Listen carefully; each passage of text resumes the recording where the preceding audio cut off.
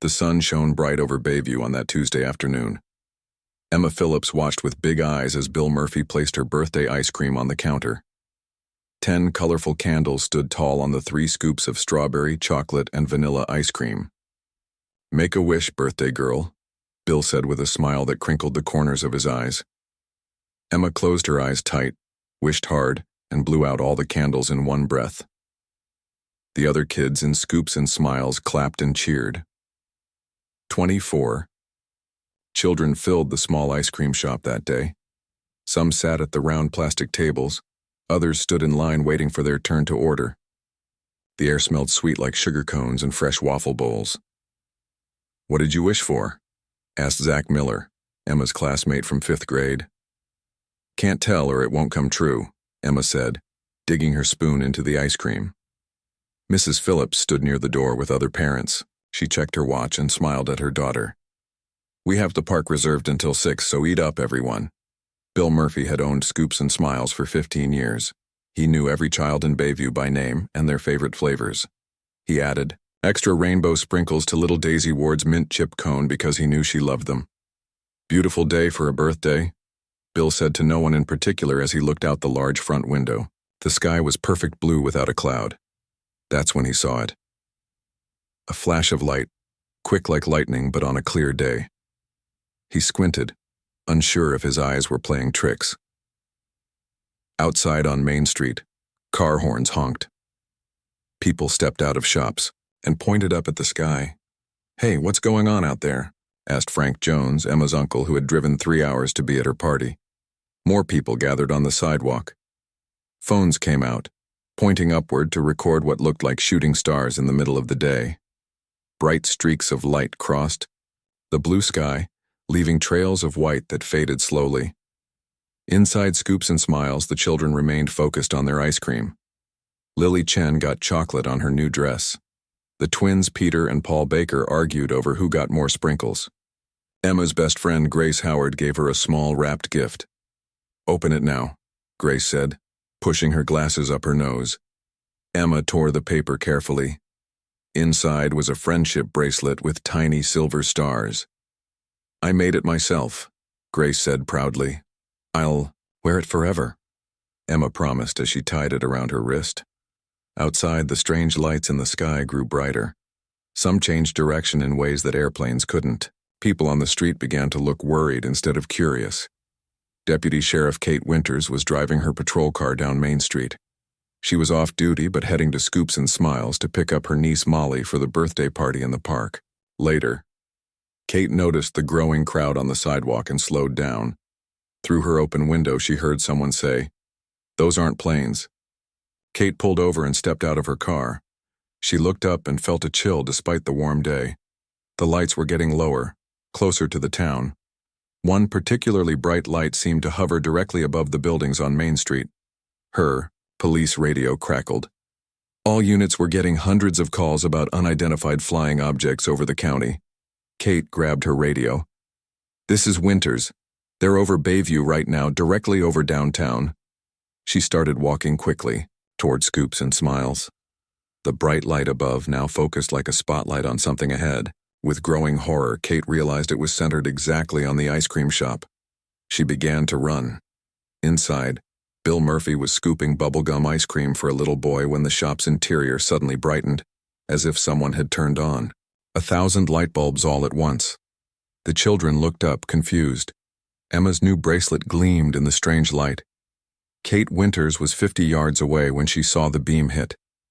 The bright beam of light grew stronger. Kate Winters threw her arm over her eyes but kept running toward Scoops and Smiles. The light was now so bright that the whole street looked white. Then came the sound. A deep hum that shook the ground under Kate's feet. Car alarms went off all along Main Street. People screamed and ran away from the ice cream shop. Kate tried to move faster, but it felt like running through water. "No," she yelled. "There are children in there." The hum grew louder until Kate felt it in her chest. Then, in one terrible moment, the beam turned from white to red. The flash was so bright that for a few seconds no one could see anything. The sound was like thunder, but 100 times louder. Kate was thrown backward onto the street. When she could see again, Kate looked up in horror. Where Scoops and Smiles had stood was now just empty space. No building, no ice cream shop, no children. Nothing at all, just a smoking hole in the ground. People on the street stood frozen in shock. Someone was crying. Someone else was taking a video with their phone. Kate couldn't believe what she had seen. Her niece Molly, Emma Phillips, Bill Murphy, and all the other children and parents, gone in an instant. Above, the strange light that had fired the beam moved higher into the sky. Kate could now see it was not just a light, but a large metal ship. It was dark gray and shaped like an arrow. As it rose higher, more ships appeared above the town. Kate's radio came to life. All units, we have reports of attacks in multiple locations. Unknown flying objects are firing on civilian targets. Kate grabbed her radio with shaking hands. This is Winters. Downtown Bayview just got hit. Scoops and Smiles is gone. Multiples A. Casualties, mostly children. Her voice broke on the last word. The ships moved away from Bayview, flying toward the bigger city of Westport. Kate stood up on wobbly legs and walked to the edge of the smoking hole. The ground was still hot. There was nothing left of the ice cream shop. Nothing left of the children. Kate's phone buzzed in her pocket. It was a news alert. Breaking.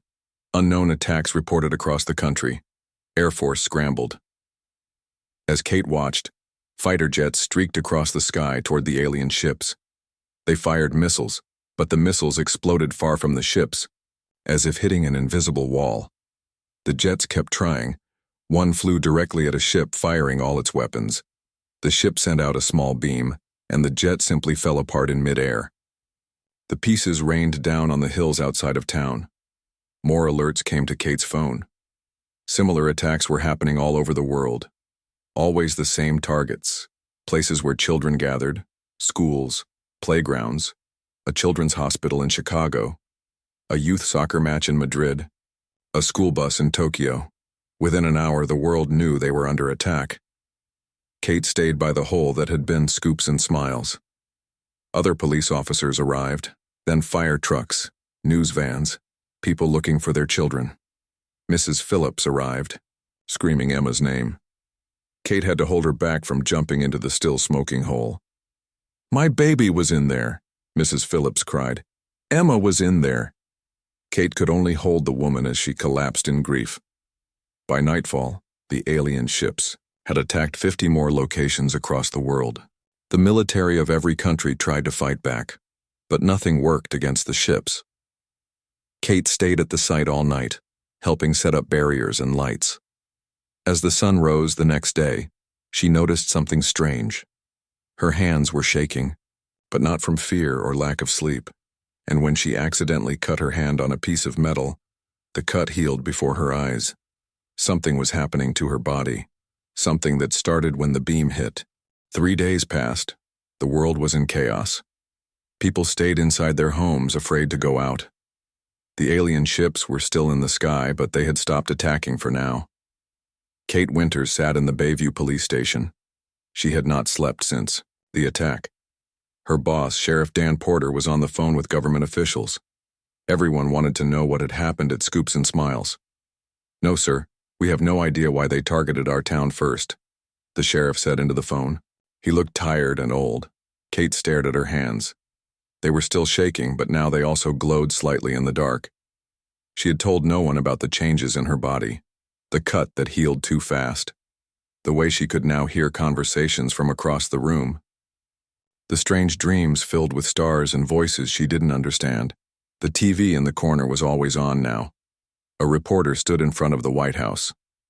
3 days after the first attacks, we still have no communication from the alien ships. The death toll worldwide is estimated at over 10,000, mostly children. Kate felt sick. She thought of little Emma Phillips and her birthday party, of her niece Molly, who she was supposed to pick up, of Bill Murphy, who gave extra sprinkles to the kids. Suddenly, the TV screen went black. Then it flickered and showed a face that was not human. The alien had gray-blue skin and eyes that were too large. It had no nose, just small holes where a nose should be. Its mouth was small and had no lips. Everyone in the police station froze. "People of Earth," the alien said in perfect English, "I am Grand Executor Zucklar of the Vekthori Empire. We have watched your planet for many years." The alien's voice was cold and had no emotion. "We have determined that humans are too dangerous to be allowed to reach the stars. Your species is aggressive and unpredictable," Sheriff Porter whispered. "They're calling us dangerous after what they did." The alien continued. "The attacks were a demonstration of our power. You cannot fight us. Your weapons are useless against our technology." Images flashed on the screen. Fighter jets exploding. Tanks being lifted into the air and torn apart. Missiles turning to dust before they reached their targets. "We offer you a choice," Zucklar said. "Surrender within 24 hours. Adults will be allowed to live as workers for our empire." Kate felt her heart stop at the next words. All human children must be processed. They represent a future threat that cannot be allowed to grow. The police station erupted in angry shouts. Officer Lou Garcia threw his coffee mug at the TV screen. "Processed? Processed?" he yelled. "They want to kill our kids after what they already did?" The alien's face disappeared, replaced by a countdown clock. 24 bows. It started counting down. Kate's phone rang. It was Dr. Helen Ward from Bayview Hospital. "Deputy Winters, we need you to come in right away," Dr. Ward said. Her voice sounded scared. "What's wrong?" Kate asked. "Your blood test from yesterday. There's something in your blood we've never seen before, and you're not the only one. We have 5 more people with the same thing." Kate looked at her hands again. The shaking had stopped, but now her veins glowed blue under her skin. "What is it?" she asked. "We think it's some kind of response to the alien weapon," Dr. Ward said. "Everyone who has it was near one of the attack sites, and all of you are showing unusual physical changes." Kate remembered the cut that healed too quickly. "Come in now," Dr. Ward said, "and be careful. Don't let anyone follow you. The military is looking for people like you." As Kate left the station, the countdown on every screen read 23:42, 18. Less than 24 hours until the aliens wanted their answer. Less than 24 hours to figure out what was happening to her body. Kate drove to Bayview Hospital with her police lights off. The streets were empty except for military vehicles. The president had declared martial law after the alien message. At the hospital, Dr. Helen Ward met Kate at a side door. The doctor looked scared. "Come quickly," she said, leading Kate through empty hallways to the basement. In a large room, Kate saw 5 other people. She recognized Frank Jones, Emma Phillips' uncle who had been at the birthday party. He had been outside the ice cream shop when it was hit. The others were strangers, but they all had something in common. Their eyes glowed slightly in the dim light. "What's happening to us?" asked a woman in a nurse's uniform. Her name tag read Cindy Baker. Dr. Ward pointed to a screen showing microscope images. "These are nanites, tiny machines in your bloodstream. They weren't there before the attack." "The aliens put machines in our blood?" Frank asked, sounding angry. "Not exactly," said Dr. Ward. "We think the alien weapon activated something that was already inside you, something dormant in human DNA." Kate felt cold. "You're saying we're turning into aliens?" "No," said a new voice. A tall man in an army uniform walked in. "You're turning into humanity's only hope." He introduced himself as General Alex Rivera. "The military has been tracking cases like yours across the world. People near attack sites, developing strange abilities." "Abilities?" Frank asked. "Show them," General Rivera said to Dr. Ward. Dr. Ward picked up a scalpel and, before anyone could stop her, cut her palm deeply.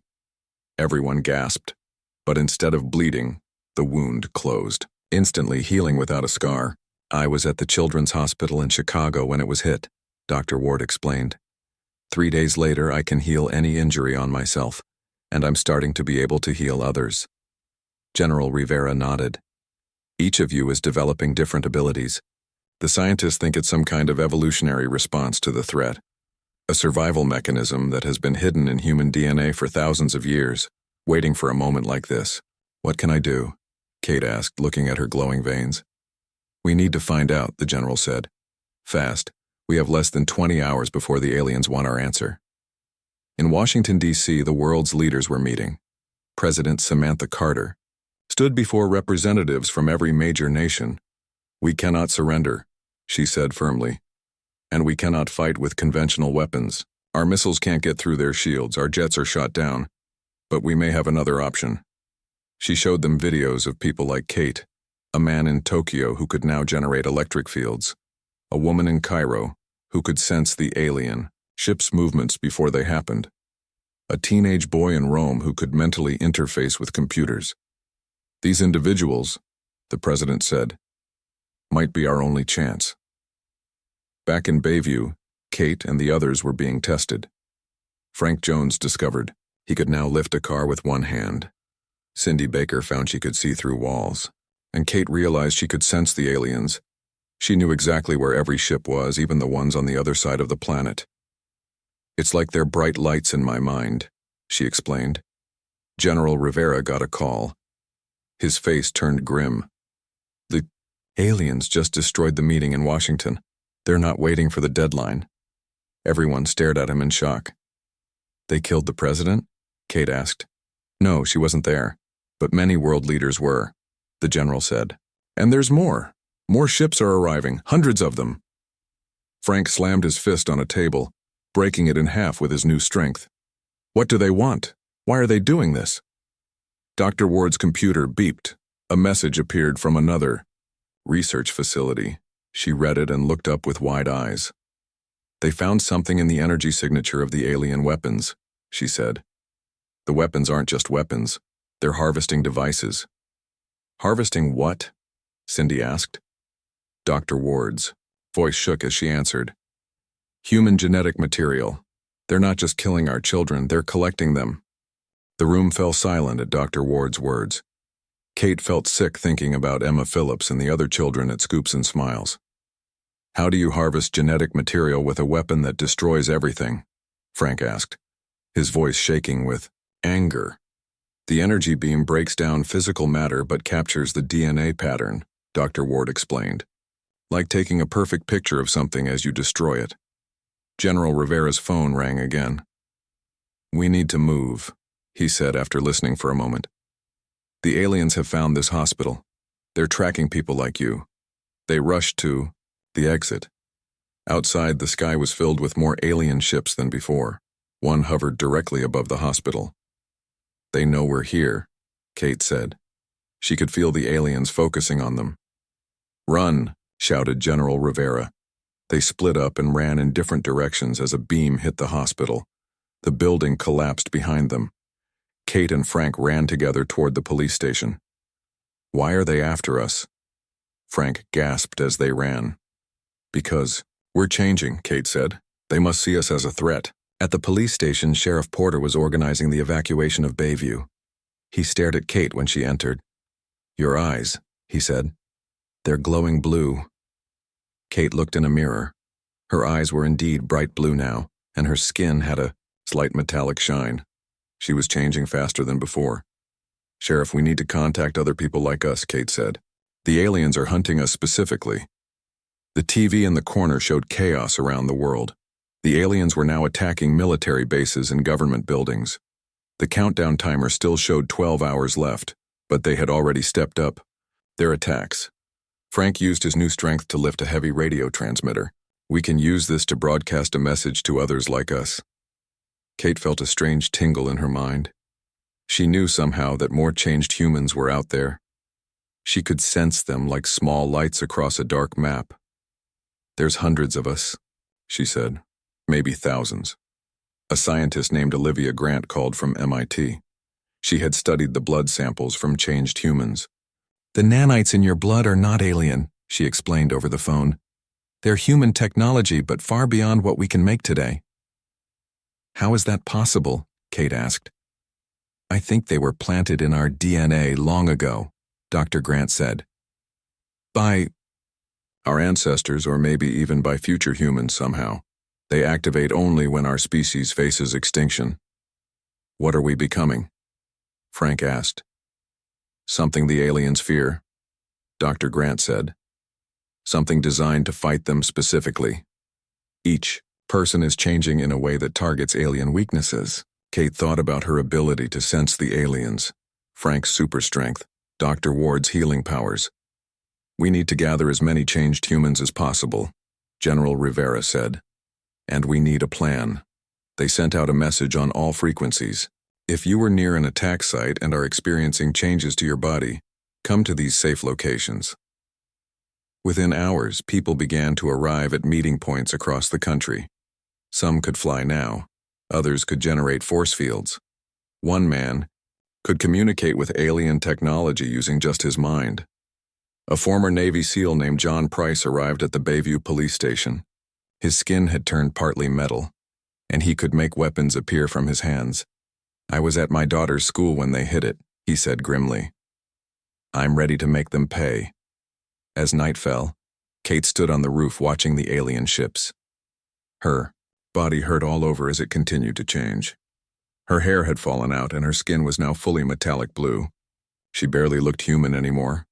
Are we still human? She asked Frank, who stood beside her. We're what humans become when pushed too far, he answered, his voice deeper and stranger than before. We're what happens when you hurt our children. The countdown showed 6 hours remaining, but Kate knew they wouldn't wait. The final battle was coming sooner. More changed humans arrived through the night.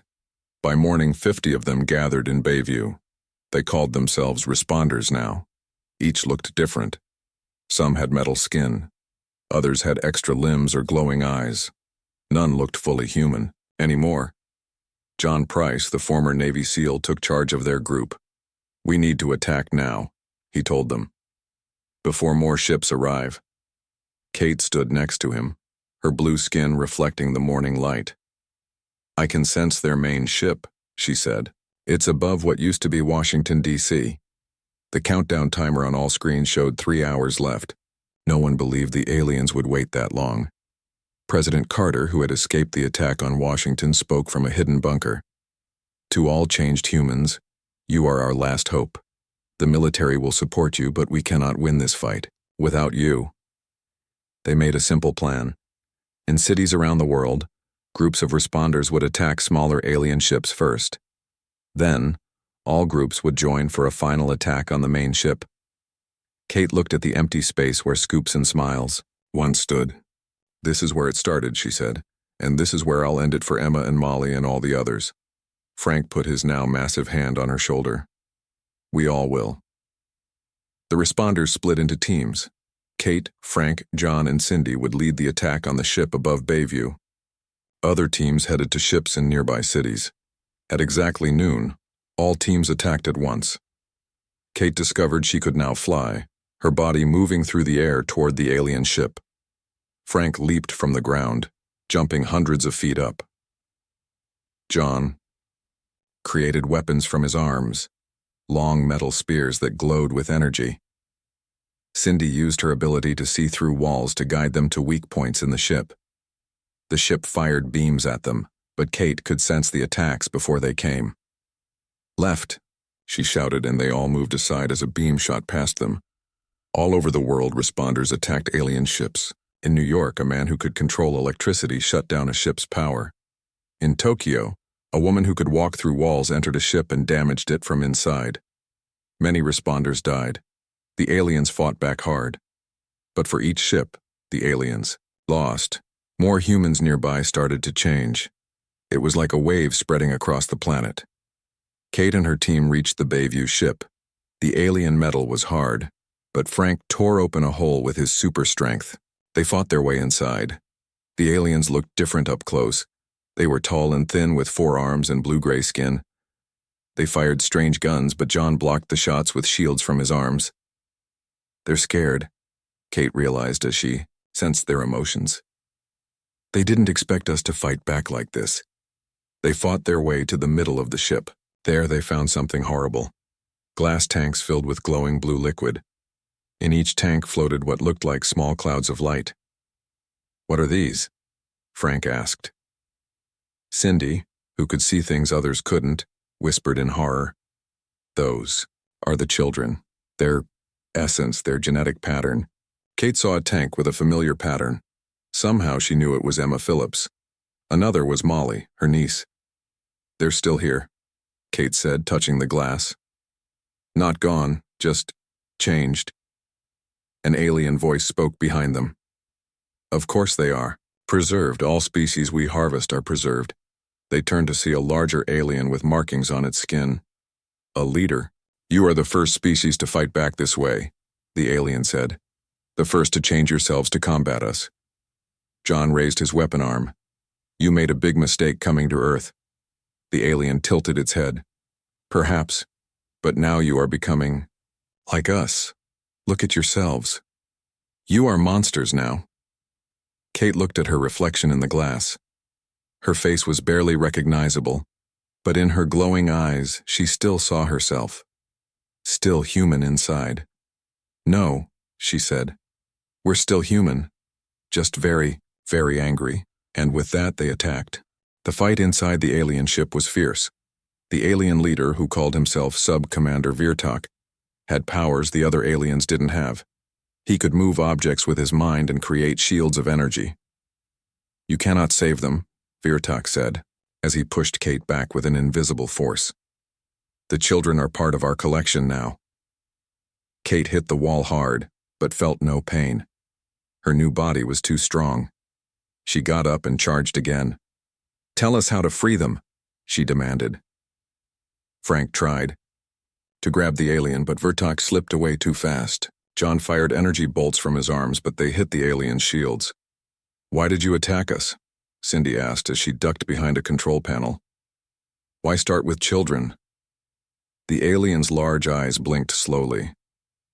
"Children are pure. They're genetic. Patterns are not corrupted by age. They are the perfect samples of any species." Kate felt rage build inside her. "You killed them for samples?" "We have done this for 10,000 years, Virtak said. "We study all intelligent life. We preserve their essence before they can become a threat to the galaxy." John managed to hit the alien with an energy bolt. Virtak stumbled back, surprised. "You should not be able to hurt me," he said. "We're full of surprises," John replied. As they fought, Kate noticed something important. Each time they damaged part of the ship, the tanks with the children's essences flickered. The ship's power was connected to the tanks. "We need to be careful," she told the others. "If we destroy the ship, we might destroy the children's essences too." Frank nodded. "Then we need to take control, not destroy it." Kate felt a new ability growing inside her. She could sense the ship's systems. If she concentrated, she could almost see the energy flowing through the walls. "Cover me," she told the others. "I need to try something."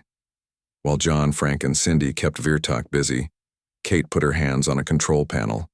Her blue skin glowed brighter as she connected with the ship's computer. Images flooded her mind. She saw the Victhori Empire. Thousands of planets, millions of ships. She saw their history, their plans, and she saw something that gave her hope. "They can put the children back," she said. "They have the technology to restore what they took." Virtak heard her and tried to break free from John's grip.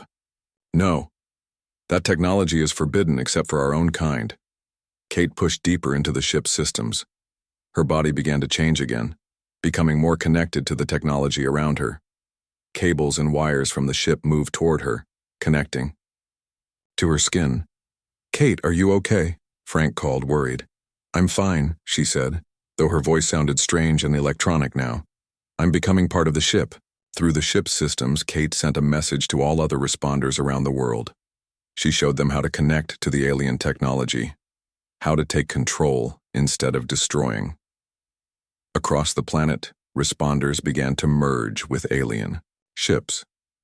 The ships stopped attacking as their systems were taken over one by one. In space, the Victhori main ship noticed the problem. Grand Executor Zaklar, the alien leader who had delivered the ultimatum, sent an emergency signal. "All ships, initiate self-destruct. Do not let the humans access our technology." But it was too late. Kate and the other responders had locked them out of their own systems. "You made one mistake," Kate told Virtak as the alien struggled helplessly. "You should have killed all of us at once." The alien's eyes showed fear. "What are you doing?" Taking back what's ours, Kate replied. Through her connection to the ship, Kate found the program that controlled the essence tanks. With careful precision, she began to reverse the process. The tank containing Emma Phillips' essence began to glow brighter. The pattern inside became more complex. It's working, Cindy said in wonder. You're bringing them back. But suddenly, the ship shook violently. Warning lights flashed everywhere. What's happening? Frank asked. Kate's face showed worry as she accessed more ship systems. The main ship is attacking us. They're trying to destroy all the ships we've taken over. Outside, the massive Thori command ship had moved into position above them. Its weapons were charging for a blast that would destroy Bayview and everyone in it. The main Thori ship loomed above them, its weapons glowing with deadly energy. Kate knew they had only minutes before it would fire. We need to get to the command ship, she said, her voice now a mix of human and machine. That's where Grand Executor Ziklar is. How do we get there? Frank asked. We can't fly that high. Kate looked at the ship controls around her. We can use this ship. I can fly it. With Kate connected to the systems, they took off toward the massive command ship. Other captured. Alien ships joined them from around the world, all piloted by responders. Inside the command ship, Grand Executor Ziklar watched in shock. Impossible, he said to his officers. No species has ever turned our technology against us. The smaller ships formed a protective circle around Kate's ship as they approached the command vessel. The main ship fired powerful beams, destroying several ships, but for each responder that died, their knowledge and power transferred to the others. Kate felt herself growing stronger with each loss. We're connected now, she told her team, all of us. John found a way to create a shield around their ship using his weapon arms. Get us in close, he said. I'll cut an opening. As they reached the command ship, John used his powers to burn through the thick hull. Frank tore the hole wider with his strength. They fought their way inside, facing hundreds of alien soldiers. The battle was hard. Cindy was hurt badly. Frank lost an arm but grew a new one made of the same metal as the ship. John's body became more weapon than man, but they kept going, pushing, toward the center of the ship where Kate sensed Ziklar waiting. Finally, they reached the command room. Grand Executor Ziklar was larger than the other aliens with armor made of living metal. He stood surrounded by guards and technology. You are remarkable, he said when he saw them. In 10,000 years of harvesting worlds, we have never seen a species transform to fight back. You attacked the wrong planet, John said. Kate stepped forward. Her body now barely looked human. She was a living mix of flesh and alien technology. You will return our children, she demanded. Kalar laughed, a cold sound. They are already part of our collection. Their essence is stored in our eternal library. No, Kate said. They're coming home. With that, she reached out with her mind, connecting to the command ship's systems. It was harder than the smaller ship, but she pushed through. Kalar felt what she was doing and attacked. Moving faster than they expected, he knocked John aside and grabbed Kate by the throat. You cannot access those systems, he hissed. Only I have that power. But Kate wasn't trying to access the systems alone. All across Earth, responders were connecting with her, adding their power to hers. She felt thousands of minds joining with her own. You took our children, she said as her eyes glowed brighter. You didn't realize what that would do to us. Her hand gripped Zikalar's arm. The metal of his armor began to flow onto her body, becoming part of her. The alien leader tried to pull away but couldn't. What are you doing? He gasped. Taking your knowledge, Kate said, just like you took our children. With one final push of her mind, Kate broke through Zikalar's mental defenses. She saw everything, all the knowledge of the Vectori Empire, and she found what she needed. The ship shuddered as Kate took control.